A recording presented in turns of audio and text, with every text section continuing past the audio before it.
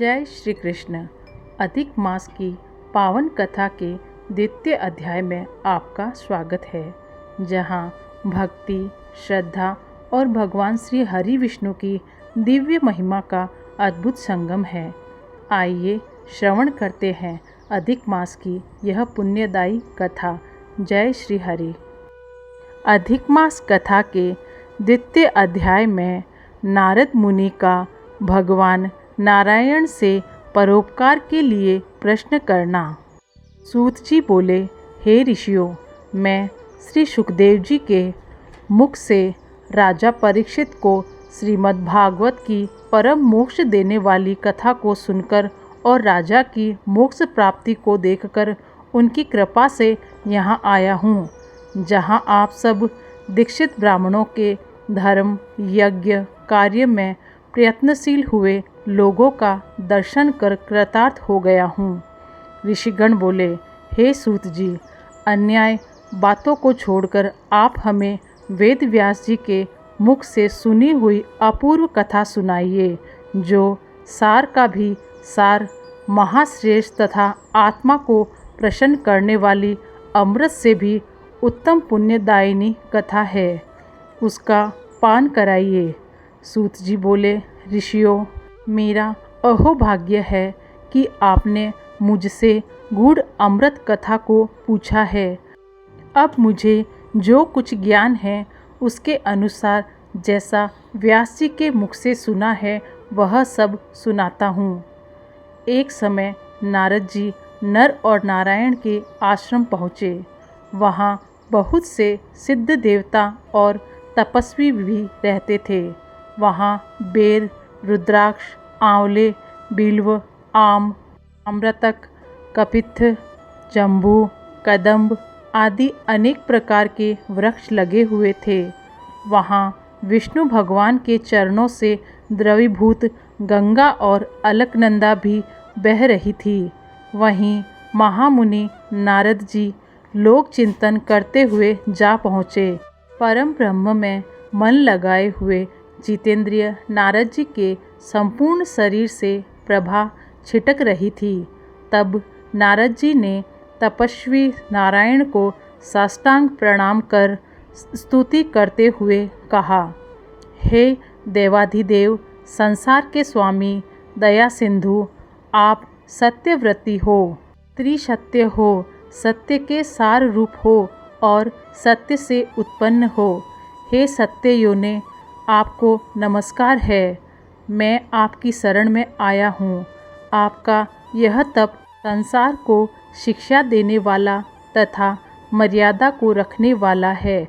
यदि आप तपस्या न करें तो पुण्यात्मा और पापियों से व्याप्त यह पृथ्वी कलयुग में जैसे एक व्यक्ति के पाप करने से रसातल हो चली जाती है, वैसे ही एक व्यक्ति के पुण्य करने से तर जाती है। यह आपका पुण्य प्रभाव ही है जिसके बल पर यह पृथ्वी टिकी हुई है। पहले सतयुग आदि में जैसे एक व्यक्ति पापाचरण करता था तो सभी व्यक्ति पापी हो जाते थे, परंतु कलयुग में केवल कर्ता ही पुण्य और पाप का भागी होता है। यह सब आपके तप का प्रभाव है। हे भगवान, कलयुग में सब प्राणियों के मन विषय भोगों में आसक्त है, अतः स्त्री पुत्रादि के मोह में फंसे हुए प्राणियों का हित करने वाला और जिससे मेरा भी हित हो ऐसा कोई उपाय मुझे बतलाइए, क्योंकि मैं आपके मुखारविंद से कुछ सुनने की इच्छा से ब्रह्मलोक से आया हूँ।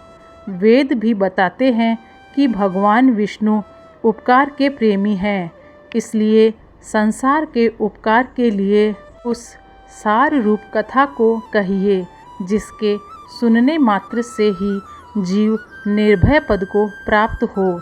नारद जी के वचन सुनकर ऋषि नारायण मुस्कुराते हुए संसार को पवित्र करने वाली उत्तम कथा को कहने लगे।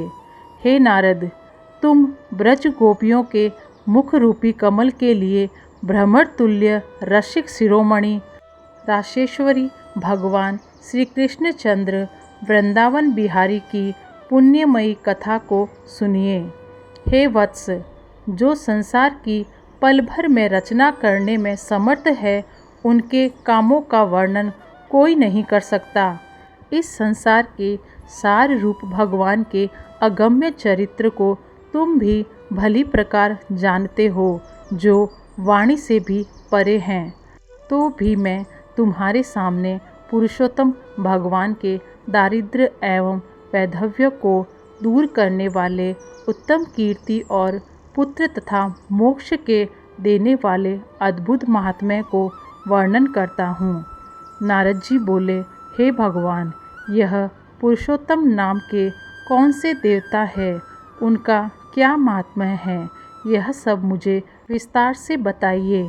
सूत जी बोले, श्री नारायण नारद जी के इन वचनों को सुनकर एक घड़ी के लिए मन एकाग्र कर पुरुषोत्तम देवता का परिचय देते हुए बोले, पुरुषोत्तम नाम एक मास का नाम है, जिसके स्वामी कृपा सिंधु भगवान पुरुषोत्तम ही है।